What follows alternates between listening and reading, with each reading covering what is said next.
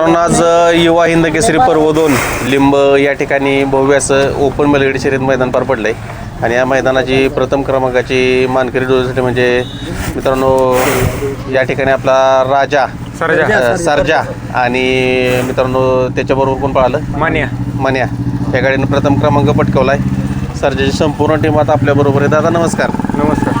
काय सांगाल कशा पद्धतीचं नियोजन आज करण्यात आलं होतं? नियोजन आधीच झालं 4 दिवस. गणामा बंदरीने नियोजन केलं आज. हां, गाडी चांगली पडली होती पहिल्या बी मैदानात.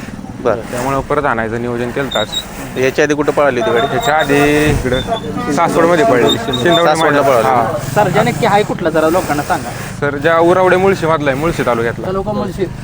गाडी कोणाच्या नावाने पळते? राजा उमारने देवा बावरे ग्रुप उरावडे या नावाने गाडी पळते.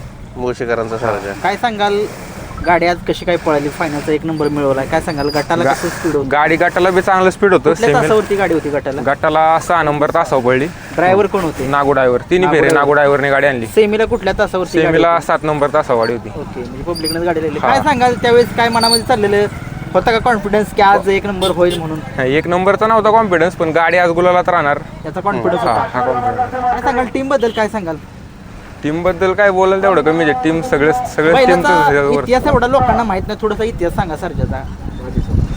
सरजा आधी टॉप मध्येच पळणारा बैल होता. जरा बैल आजारी होता, त्यामुळे बैल थोडा बसून ठेवलेला आपण. आणि आता बैल जसा बाहेर काढलाय तसा बैल गुलालातच जाईन त्या मैदानात. सरजाचा सुरुवातीचा काळ बघितला तर आपण कंटिन्यू गोलामध्ये होता. हा, पहिला कंटिन्यू गुलालात होता बैल. हां. आणि आता बैल आजारातनं बाहेर काढलाय. आता पण बैल जाईल त्या मैदानात. फायनलला 1-2 नंबर मध्येच बैल आता. त्या दिवशी गुरुसाळ्याला आपण 2 नंबर केला बाळाप्पानी सरजानी. बरोबर. कंटिन्यू आता गोलामध्ये आहे. आता त्याचं एक वैशिष्ट्य काय सांगाल? काय वैशिष्ट्य जाणवतं वेगळे पण त्याचं? बैल गाडीहून असेल तर बैल गाडी सोडत नाही. हां. गाडीहून बैल कमी होत नाही. हां. आणि आता त्याच्याबरोबर आज मान्या पळाला, त्याच्याविषयी काय सांगाल? मान्या पण बैल चांगला पळणार आहे. त्या दिवशी पण गाडी चांगली पडली होती आणि आज बी गाडी चांगली पडली. बैल तिन्ही त्या दिवशी आदतच्या मैदानाला बी बैल चांगला पडला होता, आपण पाहिला होता. त्यामुळे नियोजन केलं. खरेदी वगैरे कुठली आहे काय? खरेदी बैल आता 2024 मध्ये घेतलाय बैल आपण. कुठून घेतलेलं काय? बैल इथं पुण्यातनंच घेतलेला आहे. आता साधारण कुठल्या खांदी पळतो सर? बैल उजवीने बोलतो. उजवीने पळतो. आता आजचं जर पळ जर त्याचा बघायला गेलं तर आपण म्हणजे आता बनतो की गट असू दे किंवा सेमी असू दे त्याच्यापेक्षा वाढीव फायनलला पळतोय. हा, बैल तिसऱ्या बॅरला जास्त पळतो. जसं गट पळेल तसं त्याचा स्पीड आहे म्हणजे स्पीड आहे. हा, आता आजची संपूर्ण टीम तुमच्या सोबत आहे. एवढे सगळे म्हणजे सहकारी असतील की एवढे लोक आलेत, पण कुठेतरी त्यांना नाराज केलं नाही. प्रथम क्रमांकाचा मानकरी झालाय तो. काय सांगाल? आमचे वडील कधी मैदानाला येत नाही. हां. पण आज आलते आणि बैलाने आज 1 नंबर करून दाखवला. काय सांगाल तुमचा परिचय द्या थोडासा.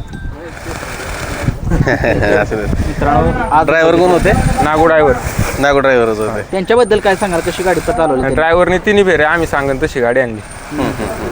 पेडगावचं नियोजन कसं काय करताय? पेडगावचं नियोजन झालेलं आहे बैलाचं. बरं. तर गुपित ठेवलेलं आहे. चिठ्ठी पडल्यावर सलग 2 दिवस पळणार आहे का? नाही, 1 दिवस ओपनलाच पळणार आहे. काय सांगाल पेडगाव मैदानाविषयी थोडीशी माहिती सांगा. कसं मैदान आहे? काय मैदान आहे? पेडगावला पहिला 2 वेळा नंबर आहे. आता एकदा 2 नंबर आहे राणा संघ आणि बालमा संघ 4 नंबर आहे. हिंदी केसरी आहे महाराष्ट्राची. कुठेतरी म्हणजे आपण ज्या पद्धतीने तुम्ही म्हटला की त्याचा पळ आहे आणि गोलामध्ये कंटिन्यू होता, पण कुठेतरी थोडासा बॅडपॅच आला. थोडासा आजारपण होता. त्याच्यानंतर आता रिकव्हर होऊन पुन्हा एकदा पळतोय. तो संघर्षाचा काळ कसा होता? म्हणला संघर्षाचा काळ खूप कठीण होता. नाही बोलू शकत ते आम्ही काय. त्यामुळे कुणाला बोलायचं नाही, काय नाही. आपला बैल बोलतोय, आम्ही आनंदी आहे सगळी टीम आमची. आपण म्हणतो की त्याच्या मागे जे आपण कष्ट घेतो त्याच्या पळातून किंवा त्याच्या ह्याच्यातून तो दाखवून देतोय. नाही, कष्ट घेतल्याशिवाय बैल पण पळत नाही. खूप कष्ट घेतलं तेव्हा बैल आता पळायला लागला आणि हाय आता गुलाला. त्याचं पायऱ्याचं वगैरे नियोजन कोण करतं? पायऱ्याचं नियोजन रवी शेठ सामल चुलता रुद्रा करतो आणि गणामा बंदरे.